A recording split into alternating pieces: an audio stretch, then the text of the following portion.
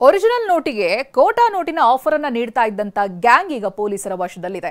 10 ಲಕ್ಷ ಅಸಲಿ ನೋಟಿಗೆ 30 ಲಕ್ಷ ಕೋಟಾ ನೋಟಿನ ಆಫರ್ ಅನ್ನು ಕೊಡ್ತಾ ಇದ್ರು. ಇದೇ ರೀತಿ ವ್ಯವಹಾರ ನಡೆಸ್ತಾ ಇದ್ರು. ಕೋಟಾ ನೋಟ್ ಆಫರ್ ಮಾಡಿ ಈ ಗ್ಯಾಂಗ್ ವಂಚಿಸ್ತಾ ಇತ್ತು. ತಮಿಳುನಾಡಿನ ಗ್ಯಾಂಗ್ ಇದು. ತಮಿಳುನಾಡಿನಲ್ಲಿ ಈ ಗ್ಯಾಂಗ್ ಅನ್ನು ಬಂಧಿಸಲಾಗಿದೆ. ಜಯನಗರದಲ್ಲಿ ಹಣದ ಸಮೇತವಾಗಿ ನಿಂತಿರುತ್ತೆ. ರೆಡ್ ಹ್ಯಾಂಡ್ ಆಗಿ ಮೂವರನ್ನ ಇದೀಗ ಪೊಲೀಸರು ಬಂಧಿಸಿದ್ದಾರೆ. ಇನ್ನುಳಿದಂತವರಿಗಾಗಿ ಜಯನಗರ ಪೊಲೀಸರು ಹುಡುಕಾಟವನ್ನು ನಡೆಸ್ತಾ ಇದ್ದಾರೆ. ಹಾಗೆ ಅವರುಗಳಿಂದ 15,000 ರೂಪಾಯಿ, ಒಂದು ಕಾರು ಹಾಗೆ ಸೂಟ್ಕೇಸ್ ಅನ್ನು ವಶಕ್ಕೆ ಪಡಿತಾರೆ. ಆ ಸಂದರ್ಭ ಸೂಟ್ಕೇಸ್ನಲ್ಲಿ ನೋಟ್ಗಳಿರೋದು ಕೂಡ ಪತ್ತೆಯಾಗಿದೆ. ಇದ್ರ ಬಗ್ಗೆ ಡಿಸಿಪಿ ಮಾತನಾಡಿದ್ದಾರೆ, ಬನ್ನಿ ನೋಡೋಣ.